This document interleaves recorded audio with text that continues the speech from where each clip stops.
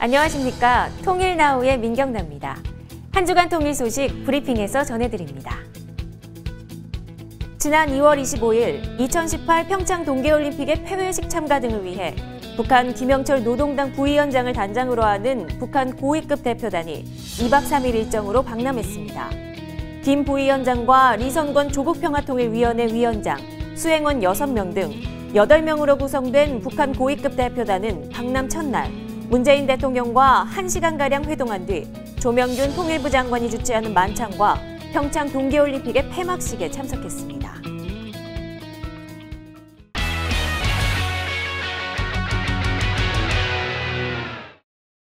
분단의 현실을 외국인의 눈으로 보는 코너죠. 통일 비정상회담입니다. 오늘은 친근한 독일 남자 다리오 씨와 함께합니다.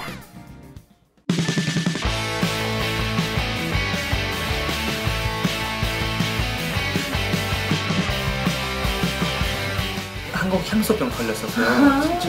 그래서 너무 힘들어가지고 엄마 아빠한테 고백했어요. 나 앞으로 한국 살고 싶다, 살러 가고 싶다, 울면서.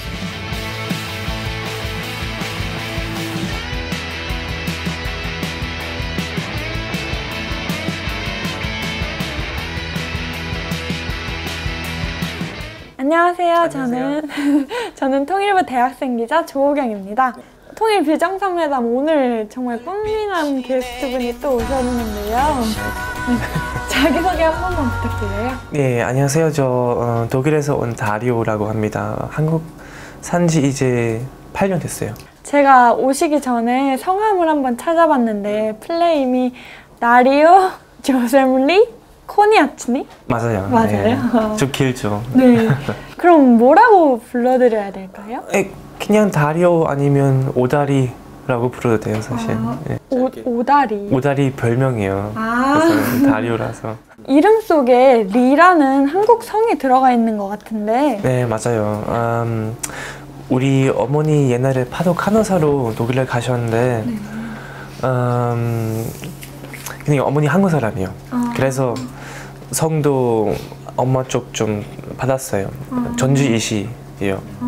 이요셉. 한국 이름이 이요셉이요. 파독 간호사로 일하시면서 어머니께서 독일에서 아버지를 만나셔서 다리오 씨를 낳게 되신 거잖아요. 어머니 들었는데 커피점에서 우리 아버지 그냥 우연히 뭐 커피 시키면서 처음 봤는데 눈이 마주보면서 사랑에 빠졌대요. 반했대요, 바로. 그러니까 영화 같이 갔죠. 예, 저도 나중에 그랬으면 좋겠네요.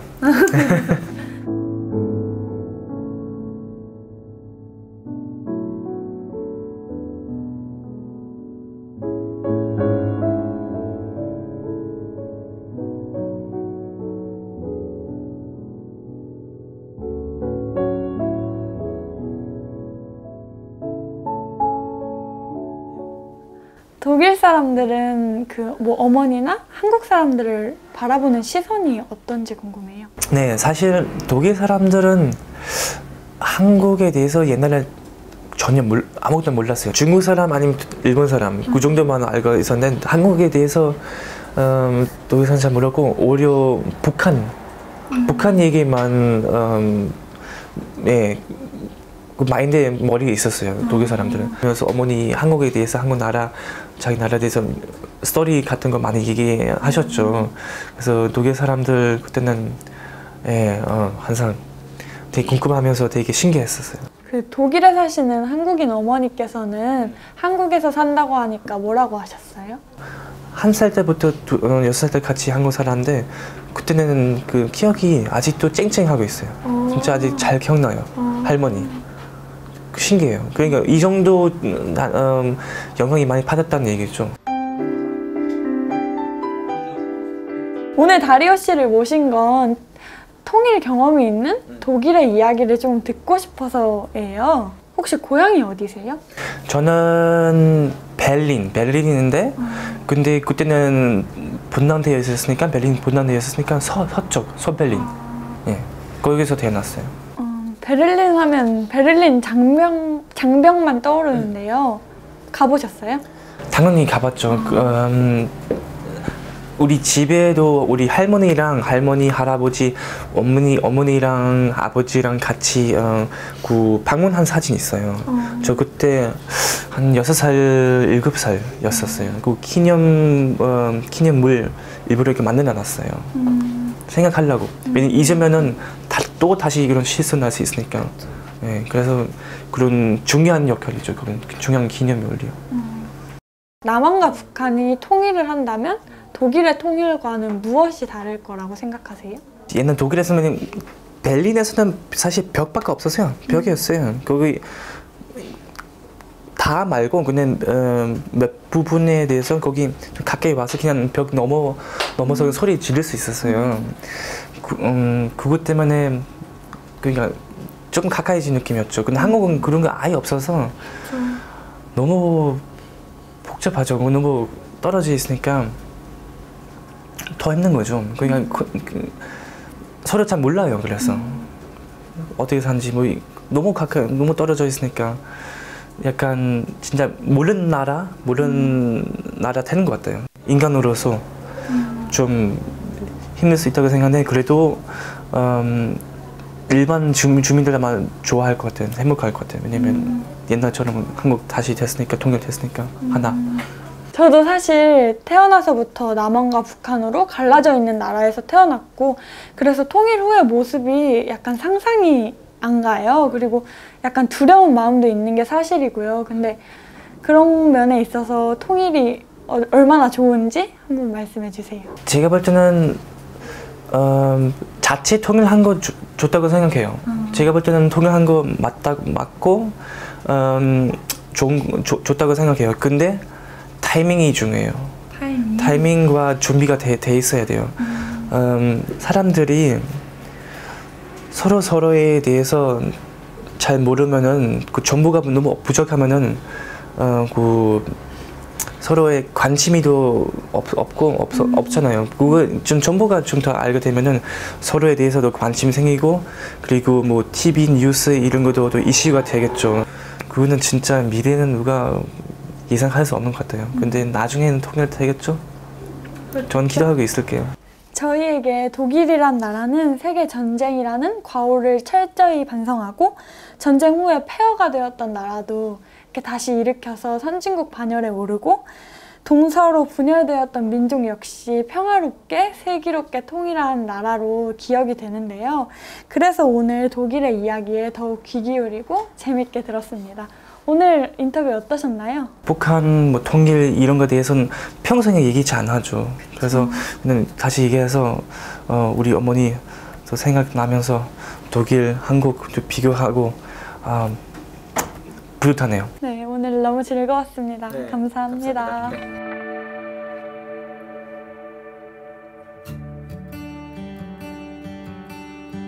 거기는 장벽이 있는데 거기 사람들 약간 코스튬 플레이 해요. 약간 타임머신 같은 느낌이에요.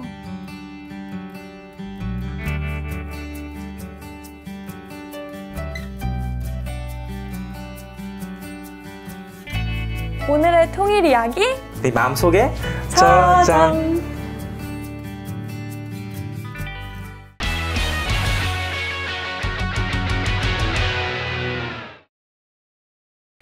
일제 식민지 지배에 저항해 일어난 3.1운동.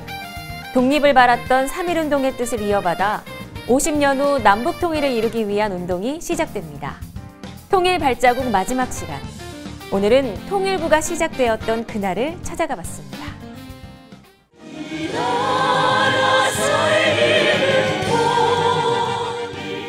남북 통일을 노래하는 우리의 소원. 안석주 작사, 안병헌 작곡의 이 노래는 1947년 한 라디오 방송의 3.1절 특집 드라마 주제곡으로 발표됩니다. 처음 만들어진 가사는 우리의 소원은 독립이었는데요. 남북 분단이 기정사실화되자 우리의 소원은 통일로 가사가 바뀝니다. 결의의 수건을 담은 간절한 외침. 통일을 이루기 위한 발걸음은 언제부터 시작됐을까요?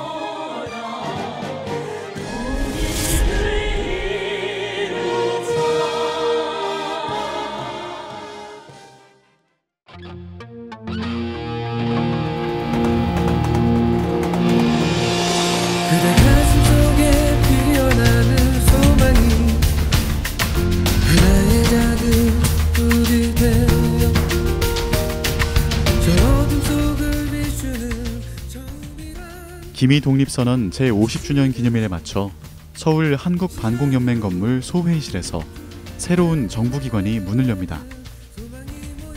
바로 국토통일원. 지금 통일부의 모체가 되는 곳입니다.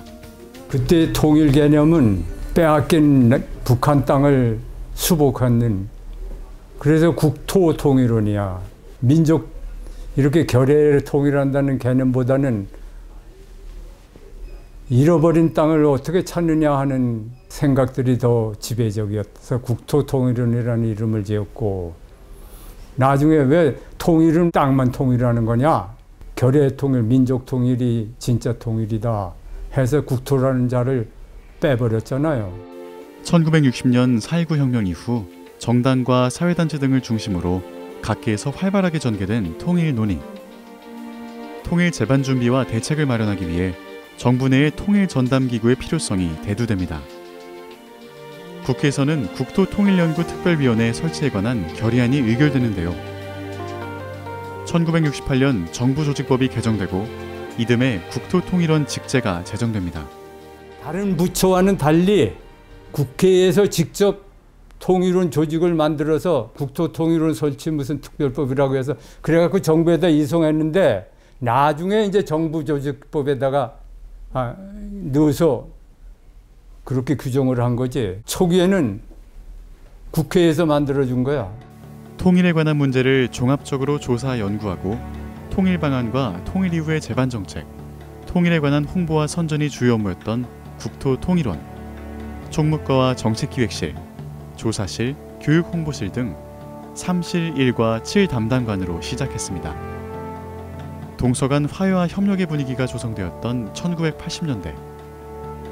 국토통일원은 국가안전기획부로부터 남북 대화 업무를 이관받습니다.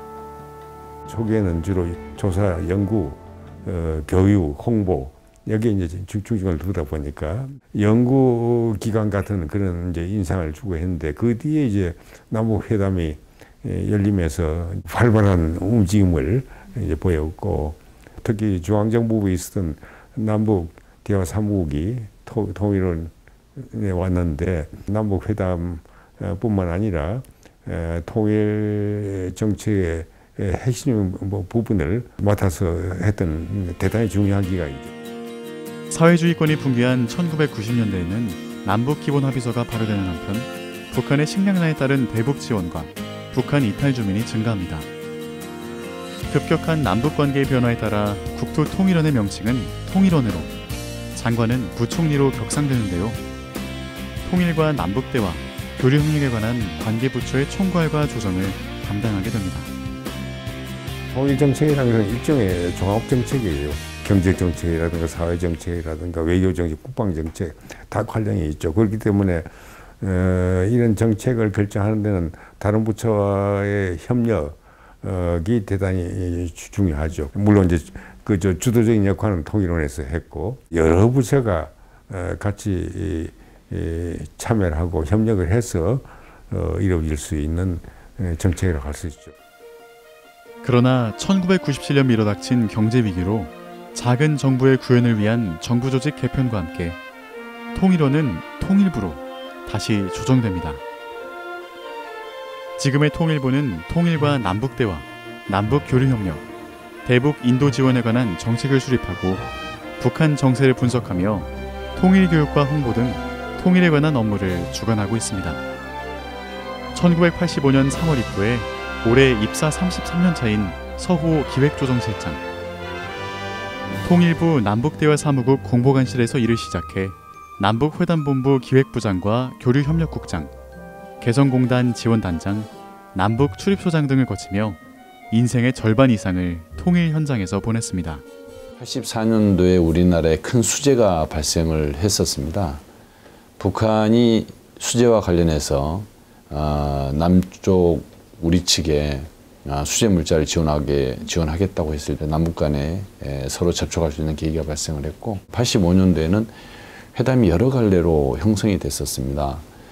가장 기억에 남는 것은 이산가족 고향 방문 및 예술단 상호교환. 서울에 있는 워크힐 호텔에서 이산가족 상봉 장면을 함께 역사의 현장에 있었습니다. 73년의 시간 동안 멀어졌다가 가까워지고 가까워졌다가 다시 멀어졌던 남과 북. 우리가 통일을 실감했던 그 순간들을 기억합니다.